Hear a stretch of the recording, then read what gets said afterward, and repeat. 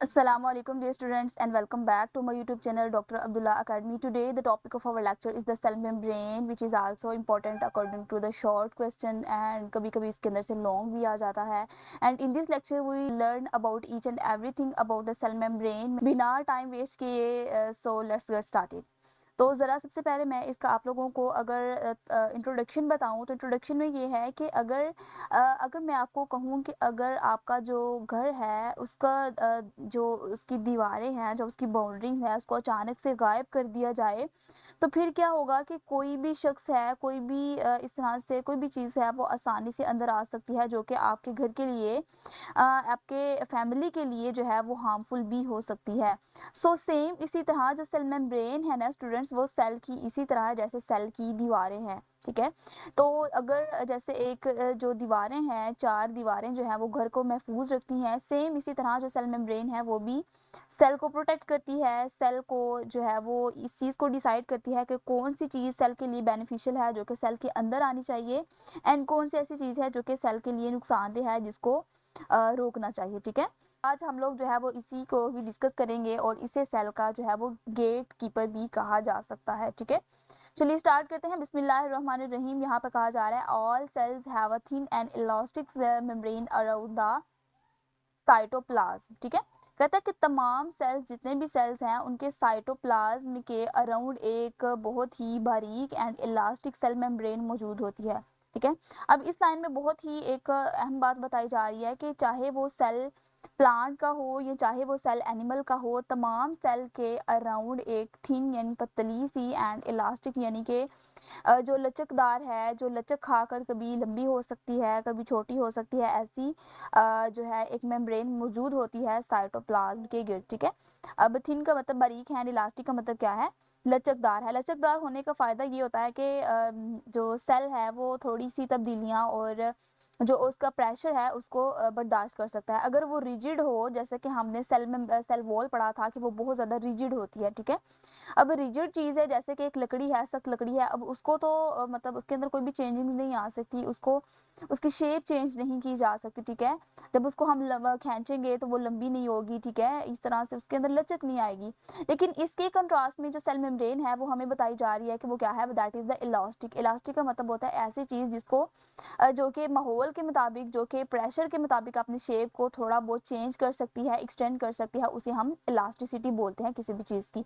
तो ये आप लोगों ने ये देख लेना है कि सेल मेम्ब्रेन की नेचर इलास्टिक है एंड सेल वॉल की नेचर जो है वो रिजिड है.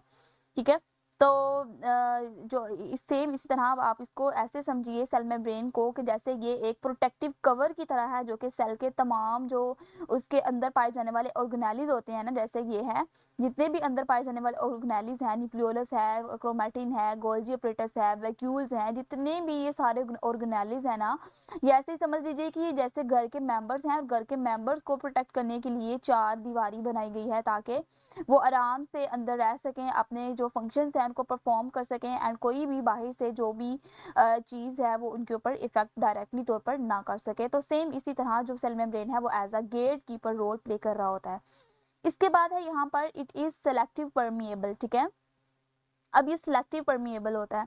अब ये सेल मेम्ब्रेन की सबसे अहम प्रॉपर्टी है. सिलेक्टिव परमिएबल का मतलब ये होता है स्टूडेंट्स के जो सेल मेम्ब्रेन होती है सेल की, वो हर एक चीज़ को अंदर जाने की इजाज़त नहीं देती. ठीक है, हर एक चीज़ को अंदर जाने की इजाज़त नहीं देती, बल्कि कुछ ऐसे मखसूस या सिलेक्टिव, जैसा कि यहाँ पर नाम से सिलेक्टिव यानी वो सिलेक्ट कर करके भेजती है कि कौन सी ऐसी चीज़ जो है वो सेल के लिए फ़ायदेमंद है, एंड कौन सी ऐसी चीज़ है जो कि सेल को फ़ायदा नहीं बल्कि नुकसान पहुंचाएगी, और उसको सेल के अंदर दाखिल होने से रोकना है. ठीक है, तो ये जो है एक चेक पोस्ट भी हो सकता है. मिसाल के तौर पर जैसे ऑक्सीजन है, तो जो सेल मेम्ब्रेन है वो इस चीज़ का जो है वो डिसीजन लेती है कि ऑक्सीजन जो है उसको सेल के अंदर दाखिल करना है, एंड जो कार्बन डाइऑक्साइड है उसको सेल के अंदर से बाहर की तरफ भेजना है. ठीक है, तो ये सिलेक्ट कर कर के चीज़ों को अंदर और बाहर भेजती है, एंड सबसे बड़े जितने भी बड़े बड़े मॉलिक्यूल्स होते हैं ना, वो सेल मेम्ब्रेन से इजाज़त लिए बगैर अंदर दाखिल नहीं हो सकते. ठीक है, तो ये बहुत ही एक सिलेक्टिव परमिएबिलिटी का रोल प्ले करती है कौन, सेल मेम्ब्रेन, ताकि सेल के अंदर ऐसा ना हो कि जो मर्जी मटेरियल जो है वो मुंह उठा के आ जाए, ऐसा नहीं है, बल्कि उसको सिलेक्ट करके एंड उसको ये चेक करके अच्छी तरह से कि क्या ये मटेरियल सेल के लिए अच्छा है या नहीं, फिर उसको सेल के अंदर भेजा जाता है, ठीक है। तो सिलेक्टिव परमिएबिलिटी का मतलब ये है।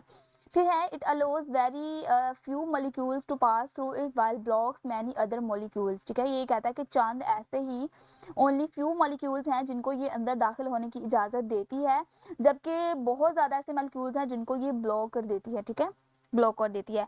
अब जैसे मैंने अभी आपको बताया कि सेल मेम्ब्रेन का काम सिर्फ बाउंड्री ही प्रोवाइड नहीं करनी, बल्कि जो अंदर जाने वाले मटेरियल्स हैं उनकी मूवमेंट को, उनके ट्रैफिक को कंट्रोल करना भी होता है। जैसे कि पानी है तो सेल मेम्ब्रेन अलो कर देगी कि पानी इजीली सेल के अंदर जा सकता है। इसी तरह ऑक्सीजन है, उसको अलो करेगी कि वो सेल के अंदर जा सके। इसी तरह जितने भी उनके आप कह सकते हैं कि ग़िज़ाई मटेरियल होते हैं ना, सेल मेम्ब्रेन अलो करेगी कि वो सेल के अंदर जा सकें। ज़रूरत के मुताबिक सेल मेम्ब्रेन जो है ये मटेरियल्स को अंदर भेजती है, जबकि नुकसानदा मटेरियल जो होते हैं या जो अननेसेसरी होते हैं, जो कि सेल की ज़रूरी नहीं होती, उनको सेल मेम्ब्रेन बाहर ही रोक देती है। इसी वजह से सेल के अंदर एक स्टेबल इन्वायरमेंट है, उसको बरकरार रखा जाता है, ठीक है। उसके बाद है cell membrane is composed of protein and lipids and small quantities of carbohydrates. अब यहाँ पर आप लोग इसकी हेडिंग दे सकते हैं कंपोजिशन की, ठीक है। कंपोजिशन जैसे हमने सेल वॉल की कंपोजिशन पढ़ी थी इनटू द 3 लेयर्स के पहली लेयर की कंपोजिशन क्या है, वो बनी होती थी सेलुलोज, सेमी और इसी तरह मिडिल लैमेला की हमने बड़ा magnesium, calcium and pectin. Same इसी तरह अब सेल मेम्ब्रेन की कंपोजिशन यहाँ पर बताई जा रही है कि सेल मेम्ब्रेन जो है वो सिर्फ एक सादा स्ट्रक्चर ही नहीं है, बल्कि वो जो है वो बहुत ज़्यादा कंपोनेंट से मिलकर बना होता है। जैसे कि घर की जो दीवारें हैं वो उनकी कंपोनेंट्स कौन-कौन से होते हैं, that is the bricks and जो मसाला होता है, ठीक है, उससे मिलकर बने होते हैं एंड उसके ऊपर प्लास्टर किया जाता है। सेम इसी तरह जो सेल मेम्ब्रेन है, जो कि सेल की बाउंड्री है, वो भी कुछ चीज़ों से मिलकर बनी होती है, that is the protein and the lipids and small quantities of the carbohydrates, ठीक है। तो ये इन चीज़ों से मिलकर बनी होती है। अब जो प्रोटीन्स है ना वो बहुत ज़्यादा फंक्शंस प्रोवाइड करती है, अब अंजाम देती हैं एंड बाज़ जो प्रोटीन चैनल होते हैं जिनके ज़रिए मॉलिक्यूल्स अंदर और बाहर आ जा रहे होते हैं, ठीक है।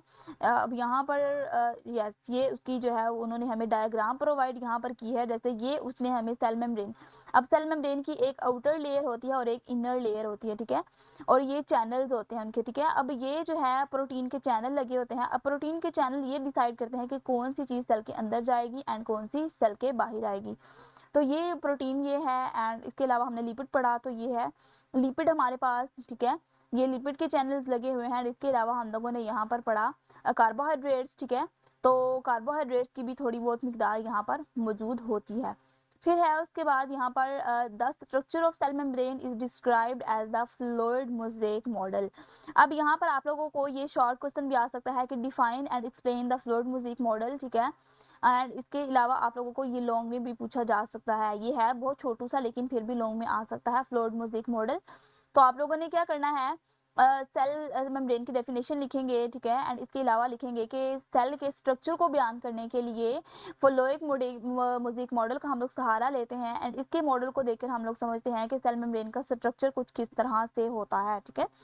तो ये बायोलॉजी का एक बहुत ही फेमस कह सकते हैं मशहूर कॉन्सेप्ट है कि जो सेल मेम्ब्रेन के जो कंपोनेंट्स होते हैं ना, वो फ्लूइड के अंदर जो है वो मूव कर सकते हैं, ठीक है। तो ये हम लोग यहाँ पर देखते हैं, कहता है according to this model the lipids make a fluid like bilayer in which protein molecules are submerged, ठीक है। अब यहाँ पर कहा जा रहा है कि इस मॉडल के मुताबिक जो लिपिड्स के मॉलिक्यूल्स होते हैं ना, जो लिपिड है वो दो लेयर्स पर मुश्तमिल होती है, ठीक है, दो लेयर्स पर मुश्तमिल एक फ्लूइड लाइक बायलेयर बना देती है। बायलेयर से मुराद क्या है, दो लेयर्स बना देती हैं, in which protein molecules are submerged, ठीक है, जिनके अंदर प्रोटीन के जो मॉलिक्यूल्स होते हैं ना वो मर्ज हुए होते हैं, वो उनके अंदर धंसे हुए होते हैं। अब यहाँ पर जैसे देखिए ये है हमारे पास, उसने बोला है कि लिपिड जो है वो दो लेयर्स बना देती है। Lipid this that is the one layer of lipid and this is the second layer of the lipid, ठीक है। एक अपर लेयर रह जाती है एंड दूसरी जो है वो लोअर लेयर बन जाती है, किसकी, that is made up of the lipid, ठीक है। लिपिड की लेयर बन गई एंड इसमें कहा गया कि इसके अंदर प्रोटीन के मॉलिक्यूल जो है वो धंसे हुए होते हैं। जैसे कि यहाँ पर आप लोग देख सकते हैं प्रोटीन का मॉलिक्यूल धंसा हुआ है एंड यहाँ पर धंसा हुआ है। दिस इज लाइक द जैसे वो sandwich like structure and sandwich like shape बन जाती है, यानी इसके अंदर सारा मटेरियल, सारा मसाला डाल के एंड ऊपर भी ब्रेड रख दिया जाता है, नीचे भी, तो ये एक सैंडविच बन जाता है, ठीक है, सैंडविच लाइक स्ट्रक्चर बन जाता है, जिसके ऊपर भी सैंडविच रखा जाता है, जिसके नीचे भी रखा जाता है, एंड इसके अंदर क्या होता है, ऊपर भी लिपिड की लेयर होती है एंड इसके नीचे भी लिपिड की लेयर होती है। फिर है उसके बाद कि the lipid and protein can move literally, ठीक है, कहता है कि जो लिपिड है एंड प्रोटीन के मॉलिक्यूल्स हैं वो ऐसा नहीं है कि स्टैटिक हैं, बल्कि इनके जो कंपोनेंट्स हैं वो मुसलसल मूव कर सकते हैं, हरकत कर सकते हैं।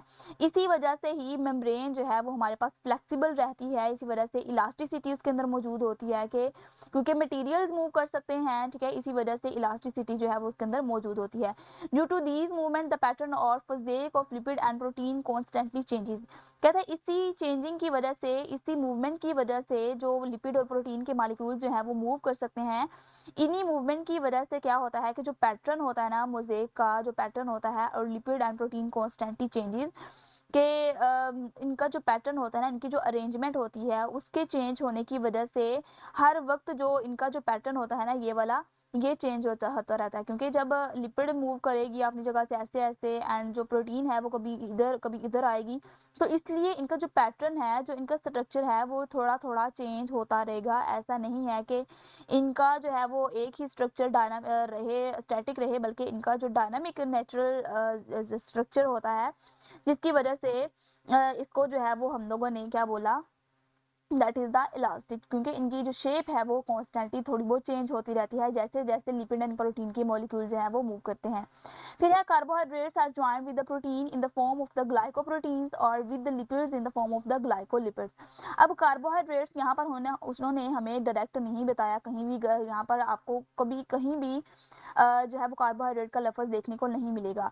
लेकिन क्या है कि जब कार्बोहाइड्रेट लिपिड के साथ मिल जाता है ना, जब कार्बोहाइड्रेट लिपिड के साथ मिल जाता है तो वो ग्लाइकोलिपिड बना देता है। फॉर एग्जाम्पल यहाँ पर जो ग्लाइको है दैट इज स्टैंड द क्या उसका नाम है, कार्बोहाइड्रेट, एंड लिपिड के साथ ही मिलकर क्या बना देता है, ग्लाइकोलिपिड।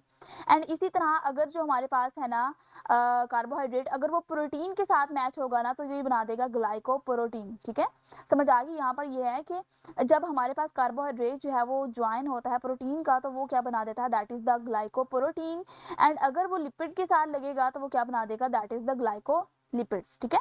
तो ये दो डिफरेंट प्रोटीन्स हैं जो कि कार्बोहाइड्रेट प्रोटीन के साथ मिलेगा तो वो ये बना देगा एंड लिपिड के साथ मिलेगा तो ये बना देगा, ठीक है।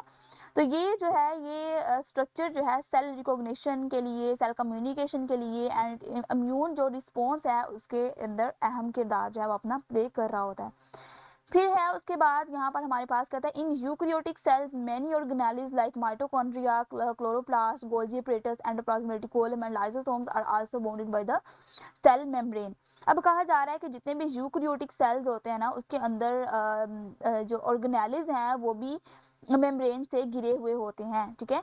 यानी कि एक तो हो गई सेल की मेम्ब्रेन, ठीक है, एक ये है सेल मेम्ब्रेन, सेल की अपनी बाउंड्री है, लेकिन कहता है कि जो इनके अंदर और ऑर्गेनेल्स मौजूद होती है ना, फॉर एग्जांपल यहाँ पर माइटोकॉन्ड्रिया है, इसी तरह उसने हमें बताया है कि गोल्जी अपरेटस के अंदर भी जो है वो मौजूद होती है, उसकी भी सेल मेम्ब्रेन मौजूद होती है, इसी तरह से जो है वो एंडोप्लाज्मिक रेटिकुलम। तो ये देखिए आप देख सकते हैं कि ये जो माइटोकॉन्ड्रिया है ना, माइटोकॉन्ड्रिया भी अपने इर्द गिर्द एक मेम्ब्रेन लिए होता है। आप लोग यहाँ पर क्लियरली देख सकते हैं कि ये जो है ये मेम्ब्रेन है उसकी, किसकी, माइटोकॉन्ड्रिया की, ठीक है। इसी तरह आप गोल्जी एपरेटिस में भी देख सकते हैं कि ये उसकी जो है वो आउटर मेम्ब्रेन है। तो इसमें ये बताया जा रहा है कि एक तो ये सेल की आउटर ये लेयर होती है, आउटर मेम्ब्रेन होती है, लेकिन कुछ सेल्स ऐसे जो यूकैरियोटिक होते हैं उनके सेल के अंदर जितने भी ऑर्गेनेल्स मौजूद होते हैं उनकी अपनी भी जो है वो मेम्ब्रेन मौजूद होती है, ठीक है। आप दोबारा से रीड कीजिए, यूकैरियोटिक सेल्स के अंदर जो दूसरी ऑर्गेनेल्स होते हैं, जैसे मैंने अभी आपको माइटोकॉन्ड्रिया बताया है, chloroplast, Golgi apparatus and endoplasmic reticulum, इनके अपने भी मेम्ब्रेन्स होते हैं, ठीक है। इनके फर्दर इनके अपने भी मेम्ब्रेन्स होते हैं, जैसे यहाँ पर वैक्यूल देख सकते हैं, तो ये वैक्यूल की जो है ये अपनी आउटर मेम्ब्रेन है, ठीक है। इसी तरह से जो यहाँ पर आप लोग देख सकते हैं साइटोप्लाज्म में, साइटोप्लाज्म वो होता है जो कि अंदर लिक्विड मौजूद होता है, उसको हम साइटोप्लाज्म बोलते हैं, जिसके अंदर सारी ऑर्गेनेल्स जो है वो मूव कर रही होती हैं, ठीक है। तो ये राइबोसोम आप देख सकते हैं छोटे छोटे दानेदार होते हैं, ये क्या करते हैं, प्रोटीन बनाते हैं। एंड रफ एंडोप्लाज्मिक रेटिकुलम, इसकी भी आप लोग देख सकते हैं मेम्ब्रेन, ठीक है। तो ये इसमें ये कहा जा रहा है कि एक तो सेल की अपनी आउटर मेम्ब्रेन होती है, आउटर एक बाउंड्री होती है, एंड दूसरा हर जो ऑर्गेनेली है यूकेरियोटिक के अंदर वो अपनी भी एक मेम्ब्रेन जो है वो बना लेती है। तो इन ऑर्गेनेलिस की जो मेम्ब्रेन्स होती हैं ना, जैसे कि गोल्गी एपरेटस की है, माइटोकॉन्ड्रिया की है, इसके अलावा यहाँ पर लाइसोसोम की है, ठीक है। एंड इसके अलावा जो वैक्यूल की जो मेम्ब्रेन्स होती हैं ना, वो सेल की एक दूसरे की मेम्ब्रेन से अलग रहती हैं, ठीक है। और इनके जो फंक्शंस को एक सिस्टमेटिक बनाने के लिए ये जो है मेम्ब्रेन्स को रखा जाता है, ताकि इनका मटेरियल बाहर वाले मटेरियल के साथ मैच ना हो और मिक्सअप ना हो जाए। तो अगर इन शॉर्ट मैं आपको बताऊँ तो जो सेल मेम्ब्रेन है वो सेल की एक प्रोटेक्टिव एंड बाउंड्री होती है, एंड इस तरह कह लें कि एक स्मार्ट सिक्योरिटी सिस्टम होता है, ठीक है। एंड ये जो है ये सेलेक्टिव परमिएबिलिटी को जो है वो अश्योर करता है, ताकि सेल के अंदर आने जाने वाले जितने भी मटेरियल्स हैं उनको कंट्रोल बनाया जा सके। एंड जितने भी मटेरियल की मूवमेंट होती है उसको कंट्रोल करती है कौन, that is the cell membrane. And fluid mosaic model के मुताबिक यहाँ पर आप लोग इसका हवाला देंगे अगर आपको ये लॉन्ग क्वेश्चन आ जाता है। फ्लूइड मोज़ेक मॉडल के मुताबिक जो लिपिड है वो बाई लेयर बना देती है, यानी एक ऊपर लेयर एंड एक नीचे लेयर, एंड इसके अंदर जो प्रोटीन के मालिक्यूल्स हैं वो दंसे हुए होते हैं। एंड इसके जो कहा जा रहा है कि जो सेल मेम्ब्रेन है, अगर उसकी कंपोजिशन की बात करें तो वो प्रोटीन, लिपिड एंड कार्बोहाइड्रेट्स के मिलाप से बना होता है। एंड सेल मेम्ब्रेन जो है वो ना सिर्फ सेल बल्कि कई ऑर्गेनेलिस को भी महफूज और मुनज़्ज़म रखती है। सो यही था आज का हमारा टॉपिक। आई होप कि आप लोगों को बहुत अच्छे तरीके से ये शॉर्ट सा छोटू सा टॉपिक अच्छे तरीके से समझ आ गया होगा। अगर ये वीडियो आपकी अच्छी लगी हो एंड सेल मेम्ब्रेन के रिलेटेड आपके सारे कॉन्सेप्ट क्लियर हुए हों तो वीडियो को लाइक कीजिए एंड हमारे चैनल को सब्सक्राइब करना मत भूलिए। Thanks for watching. अल्लाह हाफिज़।